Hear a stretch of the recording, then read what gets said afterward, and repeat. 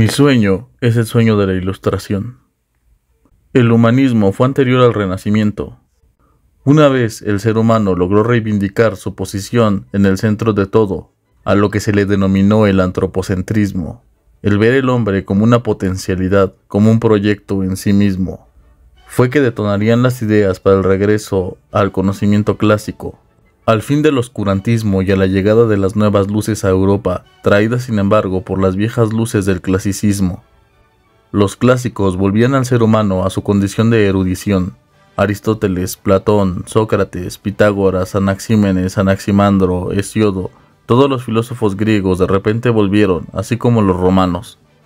Virgilio, el cual fue retomado por la obra que se considera en transición del medievo al renacimiento, la Divina Comedia, de Dante Alighieri. Como el guía en el infierno de dicho personaje, al ser este el poeta favorito de Dante, Séneca, Cicerón, Ovidio y por supuesto la mitología griega así como su homóloga romana, regresarían para encaminar al ser humano de nuevo en el camino del conocimiento, de la ciencia. El hombre una vez más se revela ante Dios, ante su creador, y se vuelve en sí mismo el creador de todo. Y no es una rebelión como tal de la figura metafísica divina, sino de su monopolio, la Iglesia. Surgen figuras que comienzan a cuestionar lo que se dice en las iglesias y lo que hace el poder eclesiástico en Europa. De la misma manera con los reyes, con el absolutismo, la razón ahora ha recobrado su poder frente a los dogmas, y se producen los cismas que dividen a la Iglesia. Con Martín Lutero, uno de los principales críticos de la religión católica o cristiana, quien se cuestiona los actos de la Iglesia y de su enriquecimiento a costa de la ignorancia y manipulación de los fieles. La imprenta le ayuda a publicar sus ideas y logra la traducción de la Biblia al alemán, un idioma a gran escala, vulgar, después de que dicho libro o conjunto de libros se escribían en latín o en griego y que solo los catecúmenos podían leer e interpretar. Ahora el ser humano podía aprender por sí mismo la palabra de los profetas, descubriendo las manipulaciones que habían hecho por sus propios intereses los patriarcas o jerarcas de la Iglesia. Este solo sería el principio de lo que ocurriría siglos después, en el Renacimiento, la llegada a los 15 años de Europa, cuando se comienza de nuevo con la intriga de qué más hay allá afuera, donde el conocimiento es fundamental ahora y la ciencia da pasos agigantados. Se produce el telescopio, se comienza a pensar en el universo, en el cosmos, y se retoman las teorías de otros tiempos. La Tierra es redonda, la Tierra no es el centro del universo, sino que gira alrededor del Sol, el cual es el centro de nuestra galaxia. Se descubren nuevos planetas, se hacen descubrimientos en la química y la física. El ser humano está listo para el siguiente paso, para la llegada de un siglo que marcaría la humanidad definitivamente, el siglo de las luces, la Ilustración. La Ilustración llega como un efecto que venía produciéndose desde el Renacimiento. Las ideas revolucionan el mundo en los albores de descubrimientos científicos. La física da un enorme salto con Newton. La filosofía no puede quedarse atrás. Los racionalistas y los empiristas debaten sobre la forma en la que el ser humano obtiene conocimiento. El método científico comienza a pensarse y a mostrarse. El discurso del método de René Descartes nos muestra la forma en la que podemos generar ciencia, y al pensar en ello descubre una enorme verdad. Pienso, luego existo. Al dudar de todo, René Descartes sostiene que lo único en lo que podemos confiar no es en nuestros sentidos, sino más bien en el que pensamos, y que por ende existimos. El pensamiento precede a la existencia del ser humano, y es por ello que hago la diferenciación al decir que el ser humano suele vivir pero no existir. El existir sobrepasa la vida misma, pues significa la conciencia de que estoy vivo, de mí mismo y a la vez de los demás, pues esta conciencia de mi vida me da la posibilidad a la vez de ser consciente del mundo, de darle existencia a través de mi razón, de mi propia existencia. El ser humano entonces, a través de su razón, es capaz de darle sentido a la existencia, de darle sentido a todo lo que existe gracias a él, pues si es que el ser humano no existiera para conceptualizar y pensar la realidad, esta quizás no tendría ningún sentido, ningún significado. Es por ello que otro gran ilustrado, Immanuel Kant, diría que el ser humano crea conceptos que le ayudan a comprender la realidad, pero que estos conceptos son independientes a las cosas en sí, sino que solo son creaciones humanas, mas no la esencia de lo que conceptualizan o señalan, a lo que llamaría a la vez noumeno. Las cosas tienen propiedades en sí que nosotros no somos capaces de observar o de percibir, porque estamos limitados a nuestra percepción, a nuestros sentidos, los cuales son imperfectos.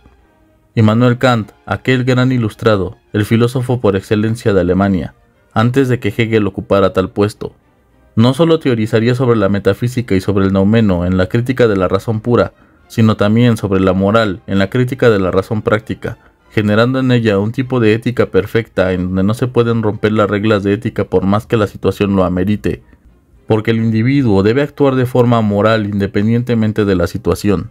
Solo por ser esta forma de acto necesaria y obligatoria, en su imperativo categórico en donde señala que la máxima de tu acción sea a la vez una ley universal, es decir, que actúes de tal manera que sirvas de ejemplo a los demás, que tu forma de practicar la moralidad sea tal que se convierta en ley. Asimismo, su clásica frase que ahora es un sueño, para mí también, mi sueño es el sueño de la Ilustración. Sapere aude. La definición más hermosa de la Ilustración es la salida de la minoría de edad. Es donde Europa llega a sus 18 años, a la edad en la cual está lista para tomar su destino en las manos, para dejar de ser oprimidos por aquellos que los quisieron seguir manteniendo en el oscurantismo. La razón debe de estar por encima de todas las cosas. El ser humano debe de salir de su minoría de edad. Sapere aude. Atrévete a usar tu propio conocimiento para tu propio interés, para tu supervivencia.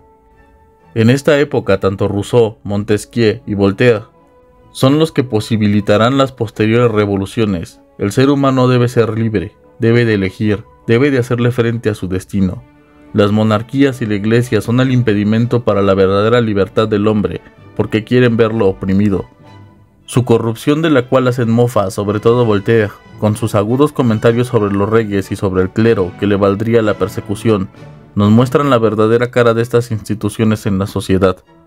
Montesquieu proporciona la división de poderes, la creación de repúblicas, los métodos de contractualismo. La sociedad es la que por su propia conveniencia ha establecido los estados, los cuales son por causa del contrato social. El Estado entonces está para servir al pueblo, para garantizarles seguridad, justicia y estabilidad. Si es que no cumple con estas condiciones, el pueblo deberá rescatar su estado de naturaleza y crear un nuevo contrato con un nuevo gobierno civil. Rousseau se aventura a criticar las ciencias y las artes, además de que busca identificar las causas de la desigualdad entre los hombres. Quizás sin Rousseau no hubiera existido marxismo, pues fue Rousseau quien expondría las causas de la desigualdad humana y los males de la propiedad privada en la frase que dice lo siguiente: los frutos de la tierra son de todos, pero la tierra no le pertenece a nadie. Considera que la creación de la propiedad privada fue lo que ocasionaría la desigualdad entre los seres humanos, aquellos que poseían la tierra como medio de producción y aquellos que no poseían nada, solo su fuerza de trabajo. Al igual que los otros ilustrados, la vida de Rousseau fue turbulenta, fue expulsado de varios países por sus ideas, pero ese es el precio quizás de pensar, pues como dice Ayn Rand, pensar es peligroso. La duda, la simple pregunta, en su momento hizo que Sócrates fuera ejecutado. El mayor pensador de su época fue condenado por querer que las personas pensaran por sí mismas, que vieran a través de las mentiras de sus tiempos y que sometieran todo a análisis. El filósofo es ese niño que nunca dejó de preguntarse todo y de maravillarse con los fenómenos del cosmos, de la naturaleza, de la sociedad, los cuales ha buscado explicar a través de leyes, de teorías, de sistemas que han posibilitado todo lo que somos hoy en día y quizás en lo que seremos. Imaginar nuevas formas de producción, nuevas formas de distribución, nuevas formas de organización social, que finalmente logren terminar con todos los problemas de la humanidad y que lleguemos al fin último de la historia, la libertad, y finalmente alcancemos la felicidad, que no se pueden obtener sin conocimiento. ¿Hasta dónde nos ha llevado el problema de no poder llegar al comunismo o al anarquismo en la actualidad? Y de que la democracia no sea como tal democracia y sea imposible de ejercer correctamente, es precisamente por la falta de conocimiento, por la falta de voluntad, quizás a la vez por el miedo, pues entre más conocimiento se tiene, más libre se es, y se puede liberar de las ataduras convencionales. El ser humano es capaz de tomar su libertad y con ello su única condición, el hacerse responsable de sus actos. El ser humano llegará a su fin último de libertad una vez que obtenga todas las herramientas que le permitan desarrollarse libre y plenamente, adquiriendo conciencia de sus actos, sin la necesidad de leyes, de Estado o de ejército, ni policía, que deba de proteger al ser humano por su incapacidad de convivencia armónica, por su incapacidad de razonar sus actos, de pensar, y por su facultad de desear que sobrepasa su facultad racional. Immanuel Kant nos dice al respecto que si el ser humano solo tuviese la facultad racional, no habría necesidad de leyes o de instituciones que regulen la actividad del ser humano en la sociedad, sino que al actuar racionalmente todo el tiempo, tomaríamos las mejores decisiones siempre, y por ende no habría problemas.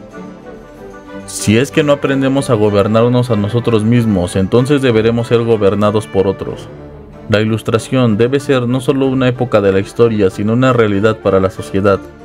La educación del ser humano debe de ser un asunto de vital importancia, no solo para poder hacer del ser humano un ciudadano responsable con las leyes, que esté comprometido con su sociedad y sea capaz de deliberar y tomar decisiones políticas por medio de la razón, del pensamiento crítico, de someter a juicio toda idea, de buscar aún con todos los peligros que esto implica la verdad y la transformación de la sociedad a través del conocimiento. Sapere aude, atrévete a usar tu propio conocimiento. Quizás con el tiempo podamos saber si es que nos dirigimos a un nuevo renacimiento o a un oscurantismo tecnológico. La sociedad como está en estos días, o mejor dicho en los últimos años, no parece dar señales de ir por buen camino, y mucho me temo que si no se hace algo al respecto, el ser humano finalmente causará su propia destrucción.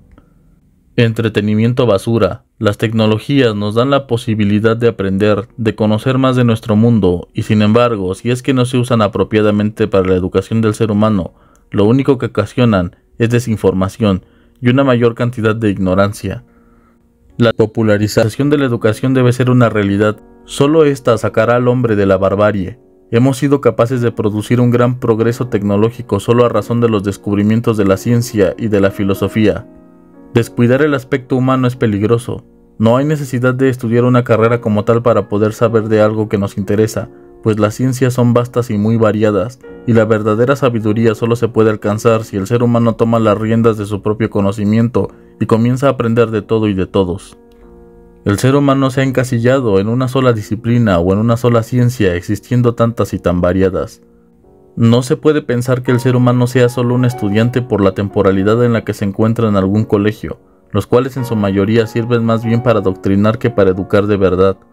El camino del conocimiento no termina en toda la vida del ser humano. Somos estudiantes de la vida. El eterno estudiante es el mejor maestro. Debemos entonces conocer de las matemáticas, de la física, de la química, de la biología, una de las ciencias más importantes y sin embargo en estos tiempos tan desconocida.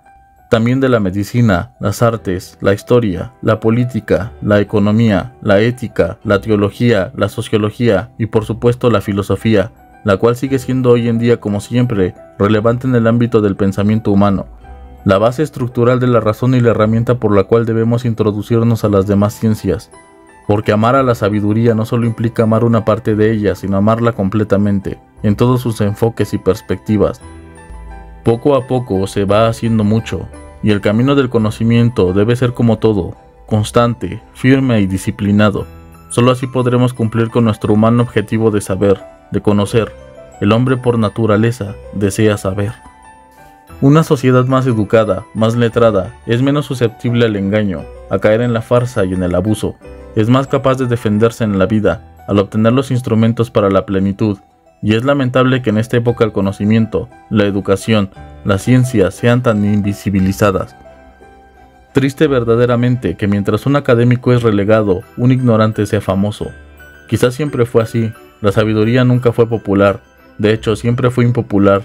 Muy peligroso es el pensamiento, un arma de doble filo es la racionalidad, y aún así es preferible a cualquiera de los males que trae consigo la ignorancia, a la cual debemos combatir, porque mi sueño es el sueño de la Ilustración. Por último, he de mencionar, para aquellos que tienen la duda del por qué el canal lo nombré Sanssouci, y la imagen del mismo es el rey Federico II el Grande.